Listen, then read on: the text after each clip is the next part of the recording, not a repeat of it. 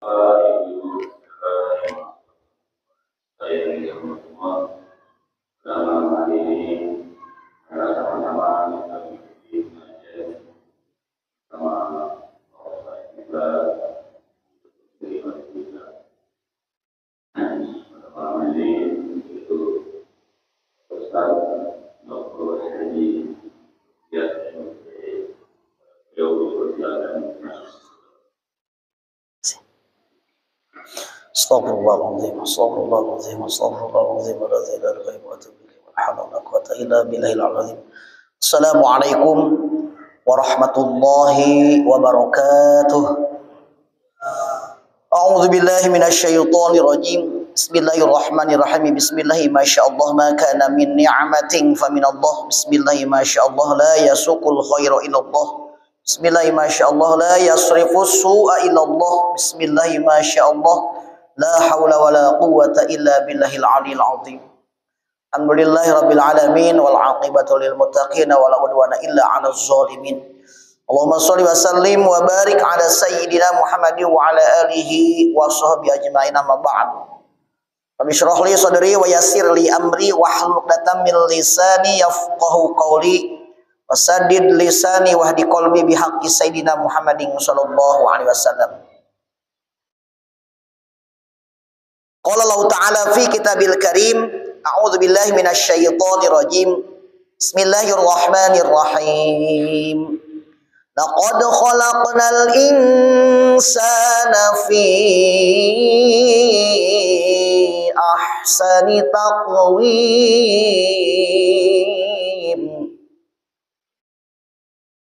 Allah memberikan kabar kepada kita karena kita waktu ada dalam rahim ibunda kita tidak ada yang tahu seorang pun.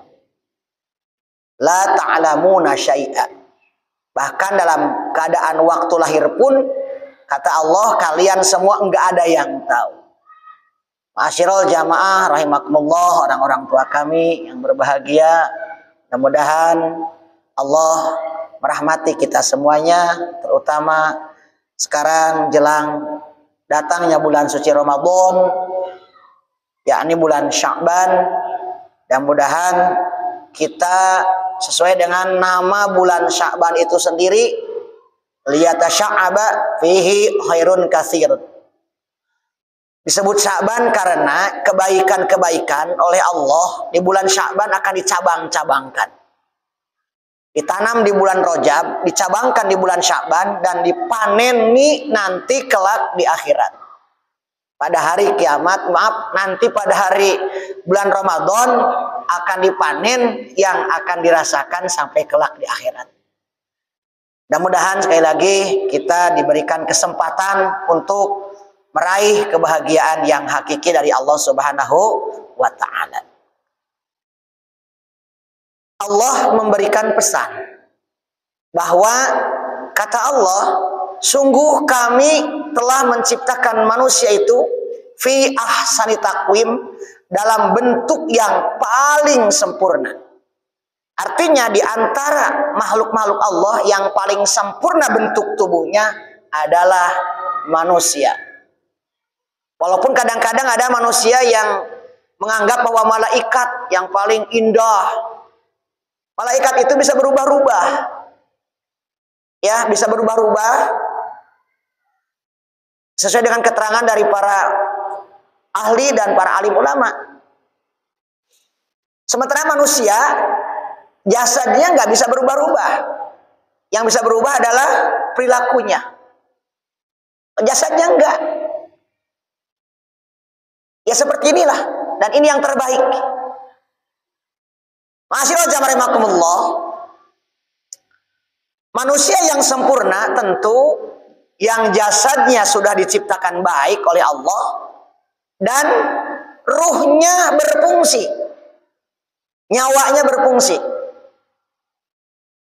Kita tahu bagaimana sejarah Nabi Adam alaihissalam diciptakan Allah Subhanahu wa Ta'ala awalnya dalam bentuk yang sempurna, tapi belum dikasih nyawa, masih berbentuk seperti boneka. Gambarannya begitulah. Walaupun kita nggak tepat ngomong boneka, kan itu awal kita semuanya. Tapi dulunya begitulah Allah ciptakan, nggak langsung kayak kita lahir dari seorang ibu, karena Nabi Adam nggak punya ibu dan nggak punya bapak. Nabi Adam riwayatnya dikatakan diciptakan dari tanah liat. Tanah liat. Bahkan di Quran itu bahasa tanah liatnya bermacam-macam bahasa. Jamaah rahimakumullah, bahasan pada kesempatan ini insya Allah saya ingin mengambil bagian dari apa yang disampaikan oleh Syekh Abdul Qadir Al-Jilani dalam kitab Sirul Asrar mengenai tentang fi bayani hawanitil arwah fil ajsad, yakni tentang wadah-wadah roh di dalam jasad. Kenapa kita perlu tahu? Biar kita berusaha menjadi orang yang sempurna. Dulu waktu pengajian kita pagi hari dengan guru kita pernah disampaikan, man arafa nafsahu faqad arafa rabbah.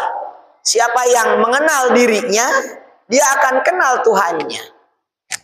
Boleh jadi selama ini kita nggak menikmati sholat, nggak menikmati ibadah, mungkin masih ada keterpaksaan karena kita belum kenal jati diri kita sesungguhnya.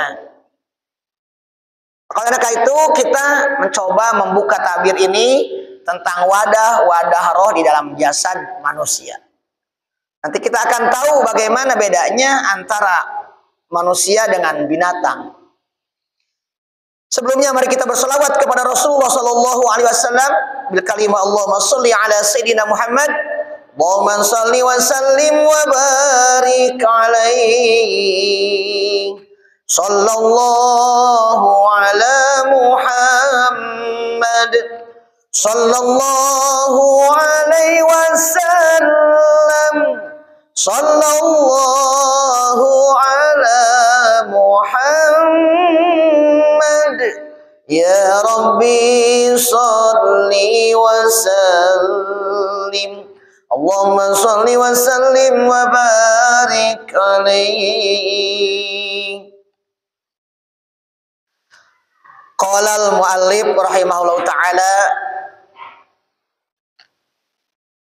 fahanutur ruhi al-jismani minal badani.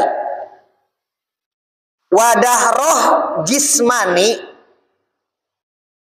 minal badani di dalam badan manusia, ma'a jawarihil az-zahirati, yaitu berada pada bersama anggota tubuh lahiriah. Jadi menurut beliau bahwa wadahnya roh jasmani itu, roh jismani itu ada dalam tubuh lahiriah. Jadi kita ini disebut hidup karena jasmani kita di dalamnya ada rohani. Dan rohani itu akan berada dalam tubuh kita selama kita dikatakan masih hidup. Ciri orang hidup adalah jasmani dan rohaninya ada, menyatu. Wa mata'uhu asy-syari'atu. Modalnya adalah amaliyah syariat. Jadi mengapa Allah turunkan syariat berupa kewajiban-kewajiban? Sehingga kita bayangkan kalau Allah nggak nurunkan syariat, apa kerjaan tubuh kita? Mungkin cuman makan, mungkin cuman minum, hanya memenuhi perut semata, sama dengan binatang. Jadi binatang itu nggak kena syariat. Dia bersyukur Allah menurunkan syariat dalam rangka itu modal kita untuk menghidupkan jasmani dan rohani. Sehingga nanti pada akhirnya Syariat itu dinikmati oleh kita. Saat ini masih ada orang yang syariat itu beban. Datang waktu azan terasa berat. Datang waktu puasa terasa beban. Itu mengapa? Karena ya boleh jadi pada akhirnya hidayah. Tapi kalau kita telusuri, itu ibarat kita mau jualan nggak punya modal. Itu modal dari Allah tuh. Maka kita bersyukur kalau kita bisa melaksanakan seperti hari ini maghrib bersama-sama. Berjamaah karena utama. Berarti kita telah dikasih modal dan modal itu telah dijalankan.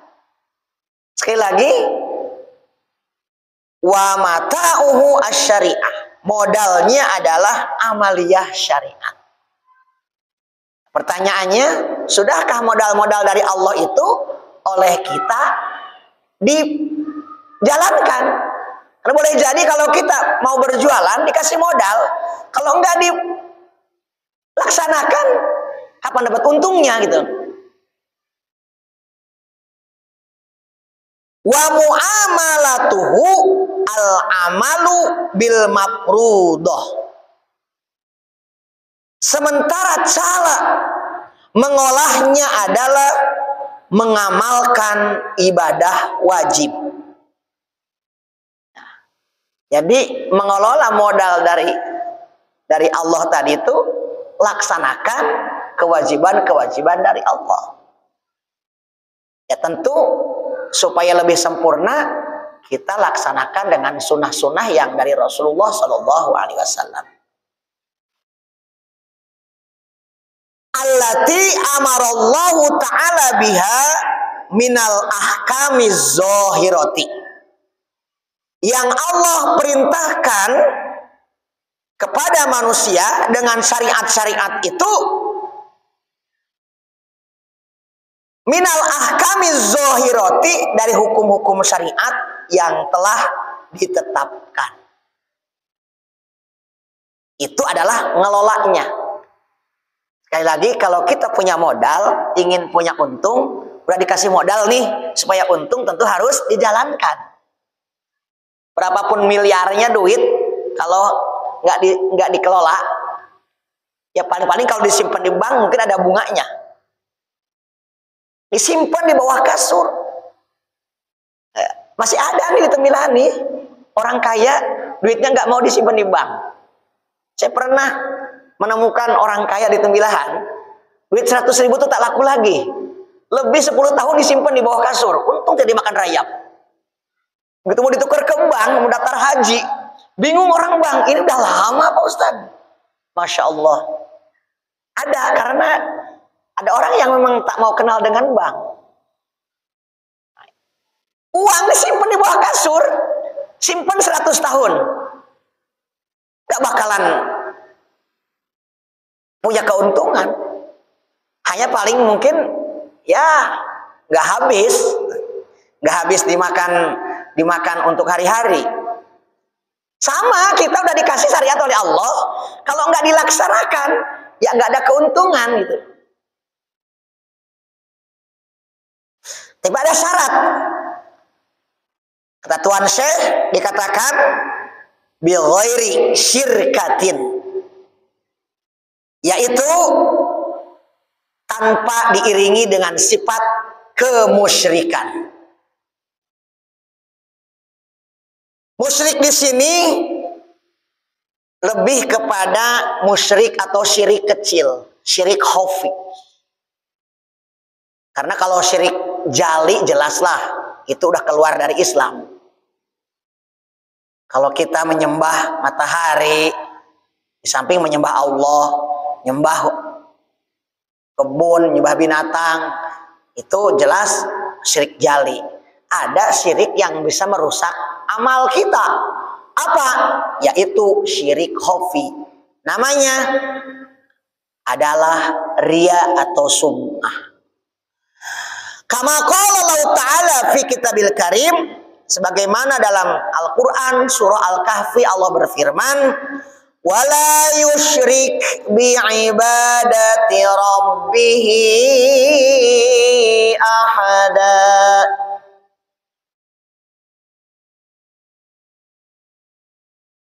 Di dalam akhir surah Al-Kahfi itu dijelaskan, faman kana yarju liqa'a rabbih, siapa yang mau ketemu dengan rahmat Allah, ketemu dengan Allah, falyamal amalan sholiha, maka beramal solehlah. Apa amal soleh itu? Semua amal yang membawa kemaslahatan, baik maslahat buat dirinya maupun maslahat buat orang lain. Salat, zakat, sedekah, puasa, haji, dan lain sebagainya, itu amal-amal soleh. Tolong orang lain, jadi ngurus masyarakat, pengurus masjid. Pokoknya hal-hal yang sifatnya amal soleh, itu syarat kalau ingin ketemu dengan Allah. Tapi syarat kata Allah, wala yusyrik bi ibadati rabbih ahada. Amalnya tak boleh diiringi dengan sikap dan sifat kesyirikan. Yakni tak boleh kita riya. Salah satu yang membatalkan amal kita, salah satu yang tak bisa diterima oleh Allah amal kita adalah sifat riya. Termasuk sholat, ngaji, dan lain sebagainya. Pak, saya pakai baju rapi, bersih, mau ke masjid, riya kah? Kata Nabi, tidak. Karena Allah suka keindahan. Allah yuhibbul jamal. Allahu jamilun yuhibbul jamal. Karena Allah pun suka keindahan. Jadi mandangnya kepada Allah, jangan kepada manusia. Cirinya gimana untuk membedakan seseorang atau diri kita lah, jangan orang lain. Diri kita ini beramal itu ikhlas atau tidak, riya atau tidak. Tengok kalau ada orang lain, dia dengan tidak ada orang lain sama aja. Cara sikapnya sama.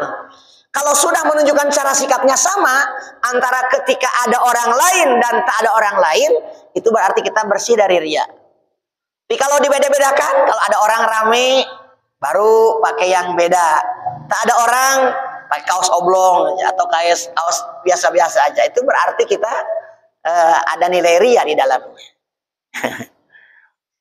Syaratnya, wa kama qala Rasulullah sallallahu alaihi wasallam, dan juga karena ada sebagaimana hadis Rasulullah sallallahu alaihi wasallam. Rasulullah sallallahu alaihi wasallam bersabda, innallaha witrun. Allah itu ganjil. Ganjil bilangannya, yaitu tunggal. Ya, qul huwallahu ahad. Kan ganjil, bukan ganjil makna negatif, bukan.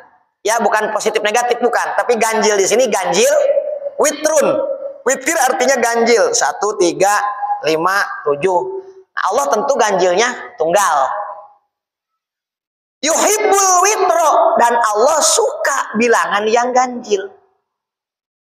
Maka bagi Rasulullah Shallallahu Alaihi Wasallam, sholat witir itu wajib bagi Rasul. Tapi bagi umatnya sunnah. Sunnah sangat bagus. Minimal 1 rakaat setelah selesai sholat sunat ba'da isya. Atau kalau memang mau ditutup nanti malam, setelah bangun daripada tidur kita, setelah tahajud tutup dengan witir. Berarti habis isyanya jangan diganjilkan dulu. Nanti ada niat, tapi harus menjadi kebiasaan. Ya. Kalau enggak jadi kebiasaan, 2 rakaat ba'da isyanya langsung aja 1 rakaat atau 3 rakaat langsung.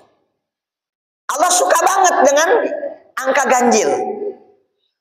Wal muradu minhu, yang dimaksud dengan kalimat Allah cinta sama bilangan ganjil itu, yang dimaksud dengan Allah sayang itu, al amalu bila riyain wala sum'atin.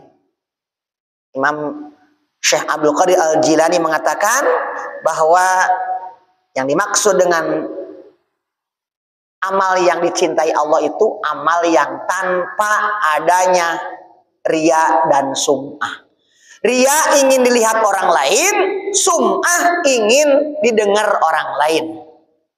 Makanya hati-hati kalau kita ibadah tawaf waktu umroh atau haji, saat ibadahnya nggak usah kita selfie-selfian.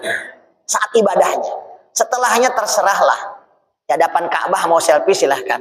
Sekarang banyak sedang jalan, sedang muter tawaf, dia masih sempat selfie-selfian atau bahkan call kepada keluarga di manakah, kepada kawan. Hati-hati itu, khawatir nanti ada unsur riaknya di situ.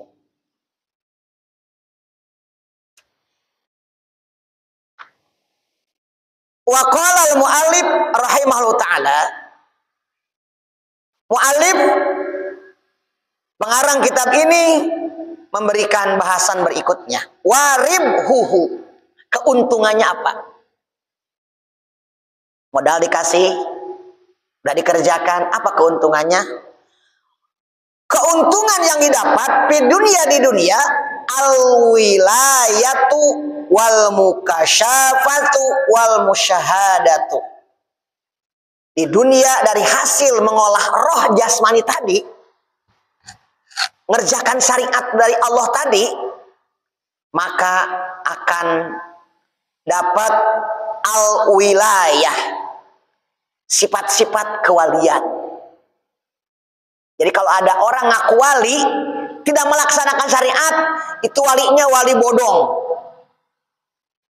Ya, kalau ada ngaku-ngaku wali, suka ngobatin, dia bisa terbang, bisa macam-macam, tapi tidak melaksanakan syariat. Hati-hati. Itu walinya wali majhul. Jangan dipercaya. Kita kadang-kadang boleh jadi karena melihat ada kelebihannya, dia bisa jalan di atas air. Wah, wali nih.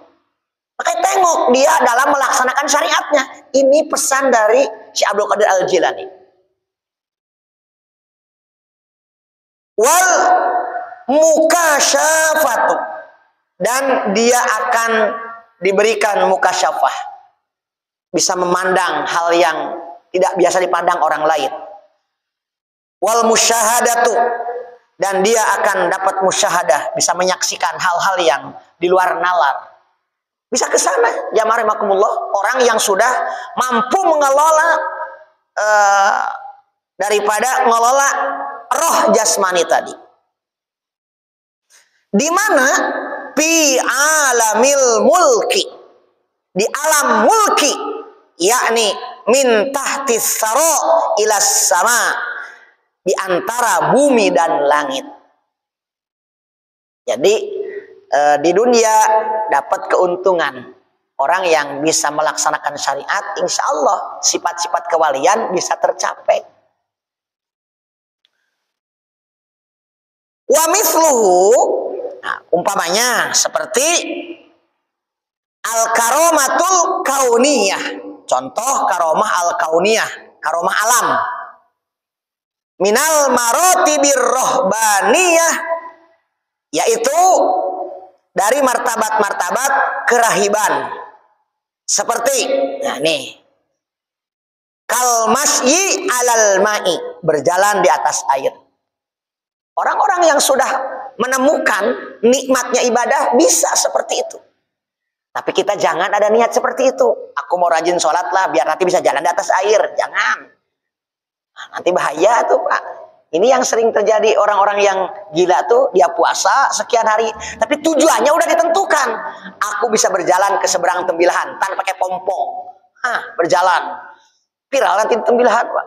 Bukan Tembilahan aja, mungkin di dunia viral nanti. Mengalahkan Deddy Corbuzier. Wat tayroni fil hawa, terbang ke angkasa. Sekarang kan banyak di orang-orang yang sulap, bisa terbang, bisa jalan.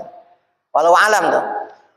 Wat tayil makan, dan bisa menyingkat jarak. Ada yang katanya bisa berjalan ke Mekah dalam waktu singkat, padahal yang kemarin berangkat haji 8 bulan ke Mekah. Ada yang bisa katanya malam Jumat masih di Tembilahan, Jumatannya di Mekah. Ya boleh jadi, memang boleh jadi karena dia udah saking dekatnya dengan Allah lantaran melaksanakan syariat. Tuh. Ya, menurut beliau begitu. Bahkan wasam'i minal ba'id, bisa mendengar dari jarak jauh. Luar biasa. Waru'yati fisiril badan, dan bisa melihat perbuatan tubuh dan sebagainya. Wa nahwi dzalika. Itu keuntungan di dunia.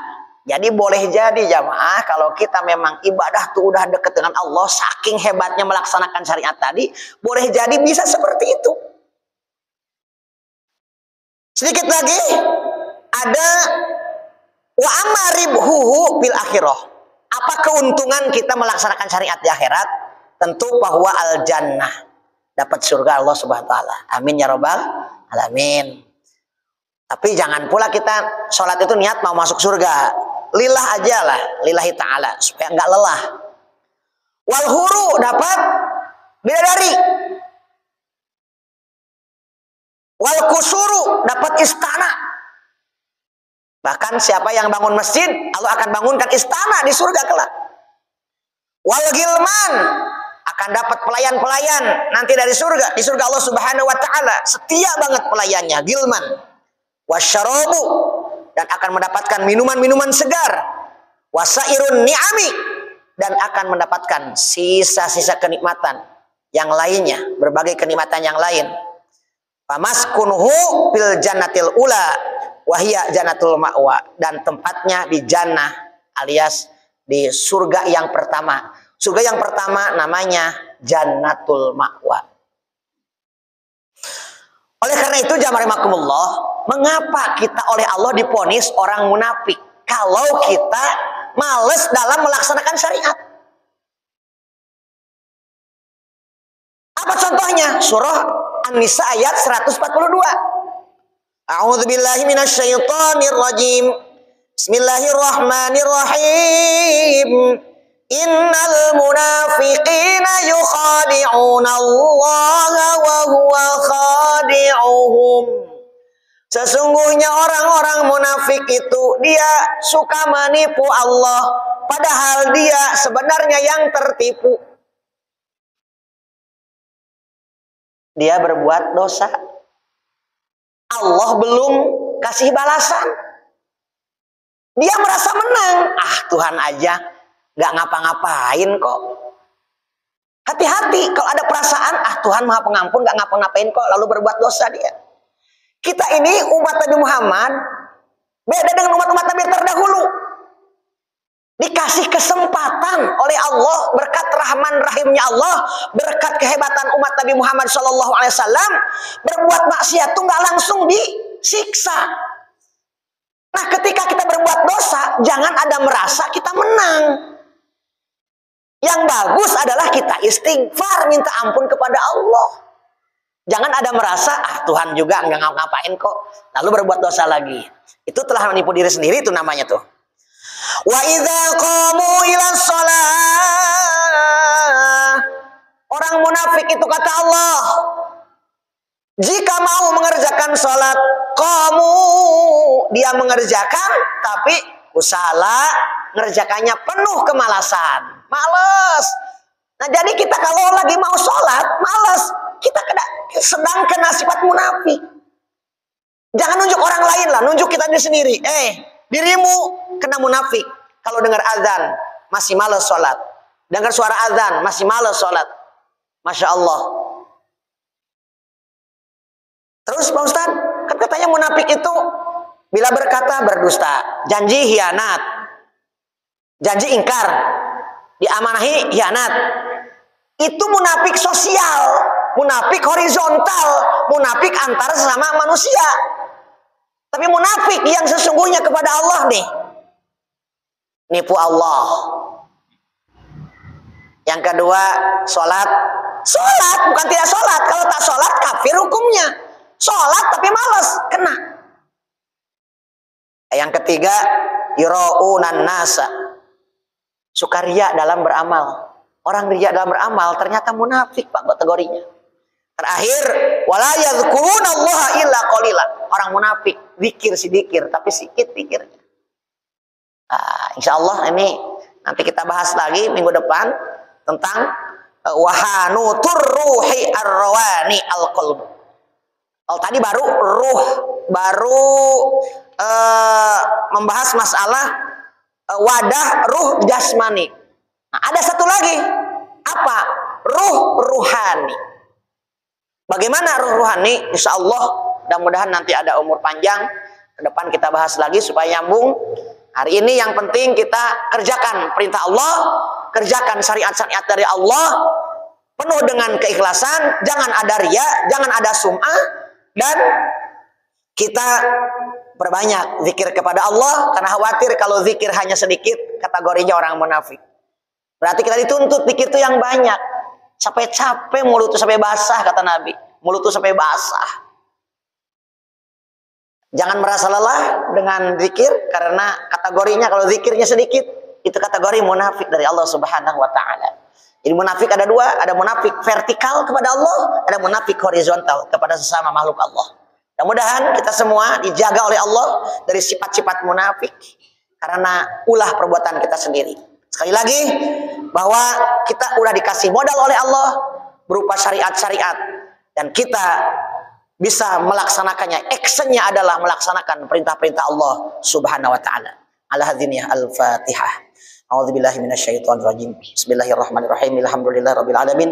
Arrahmanir rahim. Maliki yaumiddin. Iyyaka na'budu wa iyyaka nasta'in. Ihdinas siratal mustaqim. Siratal ladzina an'amta 'alaihim ghairil maghdubi 'alaihim waladdallin. Amin. Allahumma anfa'na bima 'allamtana rabbing faqina alladzi yanfa'una wa zidna ilman nafi'an wa taufiqan wa hidayah.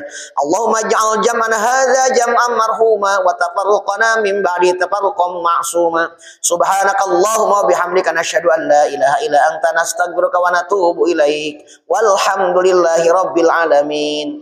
Terima kasih, mohon maaf atas segala kekurangan. Assalamualaikum warahmatullahi wabarakatuh. Allahumma salli ala sayyidina Muhammad wa ashghili zalimin bizzalimin. Allahumma salli ala sayyidina Muhammad wa ashghili zalimin bizzalimin wa akhrijna min bainihim salimin wa ala alihi wa sahbihi ajma'in. Sallallahu rabbuna ala nuril mubin Ahmad al-Mustafa sayyidil mursalin wa ala alihi wa sahbihi ajma'in wa ala alihi wa sahbihi ajma'in walhamdulillahi rabbil alamin. Terima kasih.